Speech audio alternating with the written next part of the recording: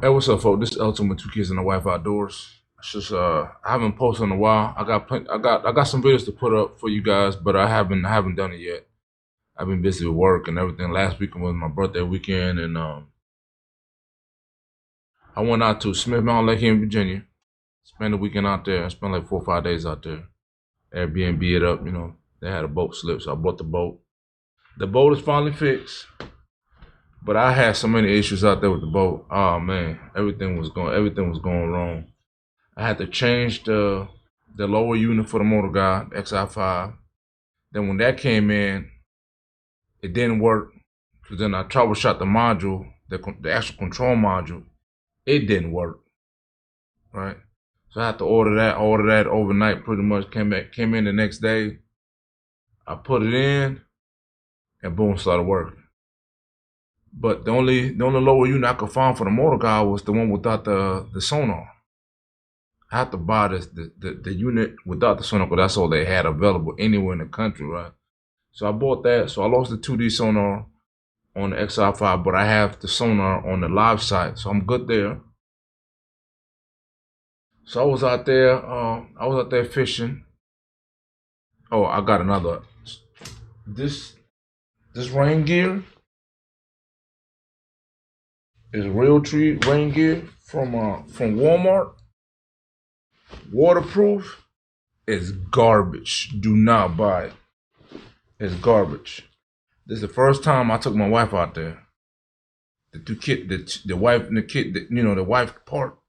I took her out there, so we went to Walmart out there, and we went straight to the section that said this waterproof gear. Waterproof. It was out there raining. It wasn't cold though. It was like 66 degrees, but it was raining the whole time we was out there. And I don't care the rain. It's just that if I buy the gear that says waterproof, let me get it. Man, it was raining through the zipper. It got wet right through the zipper, so you get wet inside. The pockets wouldn't hold up. The pants was, so pretty much it was water resistant. It wasn't waterproof. That's a difference. And we know fishermen, we need to stay warm. We need to stay dry. Because we could get warmed up, but we need to stay dry. Wet and cold don't mix. So I was disappointed in that, and I had to get out the water. I only spent with her fishing actually like a couple of hours, and I got her, and she was a trooper.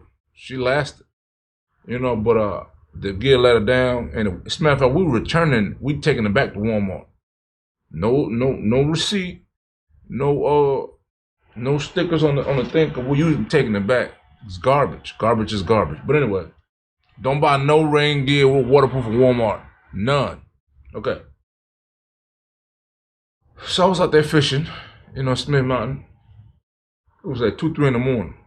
I was fishing out there. I was going out to crappie with live minnow because they got bait shops all over that lake. So I had live minnow, bobber, and minnow all day, right? Find structure, find down trees, put the live side on it, about 20 feet out. Boom, that was in there. And all of a sudden, boom, the unit goes black. My Lorenz in the front goes dark. So I only have the one on the console now. The one in the front goes dark. So the first thing we try to fix what's going on, what's wrong with it. Start chasing for power. This 2, 3 in the morning, you know what I'm saying? So by the time 5 o'clock came, I didn't have it fixed. I was tired. I was disappointed. I was wet. Cause even the gear I had from Cabela, I had some Gore-Tex pants from Cabela's that I bought years ago, and that Columbia rain gear. Them Gore-Tex pants are water resistant. They're not waterproof. They was getting inside in the legs, everything by the zipper. So I was like, you know what, I'm gone. So I left. I put the boat back up. Went to sleep for about 4 hours. The next day, it was Sunday now, 4 hours. I came back to the boat and started troubleshooting again. I called my friend who has I think he has a Nitro, a Z9 or C7, one of them two. And he started shooting stuff to me. Check this, check that, da. And one thing he said was that I didn't do was swap the units and see if you get power, see if the unit is good. So I took the I took the HDS from the bow, put it in the console, it came up right away. And I took the bump for the bow, from the console, put it on the bow, it didn't work. And I was getting power right out there. After I traced everything, I was getting power right out the fuse, and it still wouldn't work. So all I could think of was just the warning harness, and I didn't have another warning harness. This is another thing. You need to have spare parts in your boat, period.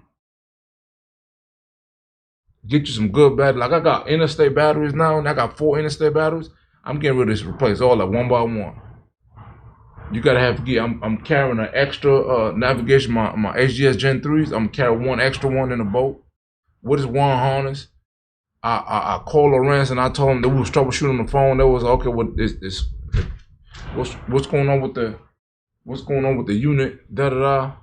And I was like, the unit is fine. The unit turns on, but it seemed like the one harness. I'm not getting no power from the one harness. So they send me another one harness. I find a one harness in Cabela's. So now I'm gonna have a spare one harness. I put the new one harness on, power it up straight to the console, put the fuse in between and the line. But I went straight from that tree they have on this console, and boom, the unit, everything is up and running now. Everything is up and running. You know what I'm saying? So, I mean, it was hard being out there, trying to troubleshoot this boat and not being able to fish, rain, cold, but it's not for the boating, it's not for the faint of heart. If you don't love it, it ain't for you. You see what I'm saying? So, but yeah, then some of the stuff, because it rained so much, and some of the stuff was getting wet inside the glove box and stuff like that. So, it made me go get some tubs to put my batteries in, some rainproof gear, some a waterproof bag to put all my spare parts in, my one harness, my extra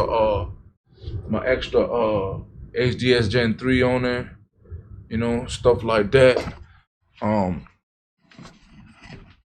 So this is good now, but I bought dry bags. I bought these. I'm gonna put that live inside that and just keep it as spare parts. I also, because it rained so much, that I didn't like the fact that if I didn't pay attention to the bilge, but this boat got a different problem too, cause like the live well will dump the water in the hull once it get filled to the top. If I don't put an auto, if I don't hit it to the max line, it'll dump the water. Like if I should leave it on, it'll dump the water in the hull. So it being that it's a manual bilge pump, you gotta turn the button on, and then it'll dump the water out the back. You know what I'm saying? But I'm like, I don't want to be thinking about that, because one time it filled up with so much water that it was not this weekend, but a different time. But I was like, oh man, I forgot to turn the bilge. You turn the bilge on and it dumps all the water out. I don't like that. So what I'm doing now is I order me an automatic bilge pump. You know what I'm saying? With a float inside that, once the float reaches to a certain point, once the water reaches, it'll kick it on and dump the water out, and all I gotta do is leave the switch on. You see what I'm saying? So I ain't gotta worry about it, because I'm trying to fish. I'm not trying to worry about and things like that. So I bought, cases just to keep myself dry. I bought a waterproof bag that I don't put all that one harness and all that stuff in. All my gloves and things like that. I should want to keep dry, because you don't want to be out there with janky gear and your stuff getting wet and you cold and things like that, because it'll ruin a fishing trip. You know what I'm saying? So that's what I'm doing this time. And so I'm waiting now. I'm waiting for this to come. It's supposed to come in today. I pay for expedited shipping, but you know how that is. This automatic bilge pump supposed to come in today. And I have my storm gear that I bought when I was in Washington State. I bought the pants the other day, and this will be coming today. So I know when I'm out there in the rain, I'm gonna be dry. I can manipulate, well not manipulate. I can what's the word I'm looking for?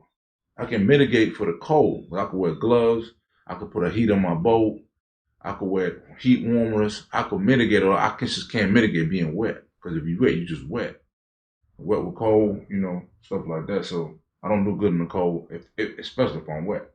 So that's some of the kind of things you gotta think about. You gotta carry spare parts, spare fuses, um, toolkit. Not the little baby toolkit thinking you working on a board. I'm talking about something that you could crank. Cause I messed around and had a little set, and I had to go to the local auto zone and buy me an actual. Um, I can't take it out now, but I bought an actual like 50-cent piece tool set to keep in the boat, like, cause you need that kind of stuff. I'm not a new boater, but I'm running into new things that I didn't think about before. You see what I'm saying?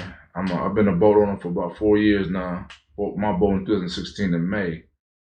There's a lot of things I'm learning because I guess it was so new that I didn't have no problems to this year.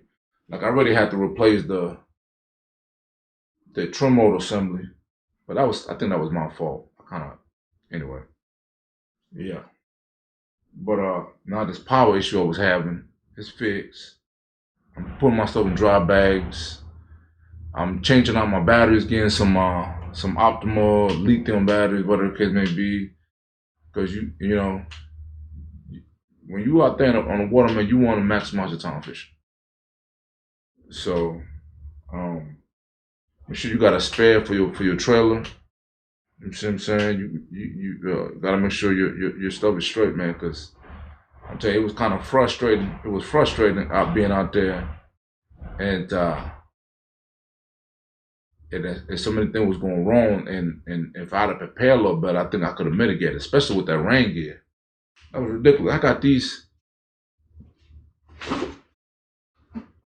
Gore-Tex pants from Cabela's. You see what I'm saying? Gore-Tex pants from Cabela's. And these pants, they weren't cheap. That was like $250 for the pants or so. And all this fanciness gets wet. So these are water resistant and not waterproof. And I bought it to be waterproof. That's what's in the label, waterproof. It ain't so. So I got my storm gear. I got a jacket I wanted for my bib to come in. And one thing I did buy from Walmart, not everything is bad. I bought this waterproof boots. And they say waterproof on them. And these stay dry. This was waterproof. So this is the only thing from Walmart I'm gonna have on. I tested it. I was out there Sunday trying to fix this boat for like 6 hours and it didn't get wet inside at all. My feet did not feel wet at all. So for right now I'm a rock it until I see otherwise. But this is what I'm gonna rock my rain gear for now. Alright, well I don't want the video to go too long. It's already 13 minutes and 15 seconds. So with that being said, this is Elton with 2 kids and a wife out there. Hey, like I said, share, comment, subscribe. Let me know what some of your tips are to keep your boat in tip-top shape doing. Because I've been trying to fish all year round. I got gear, you know what I'm saying? It's all about getting gear. Some of you got gear, you can fish pretty much all year round. You just got to prepare yourself. You just got to prepare.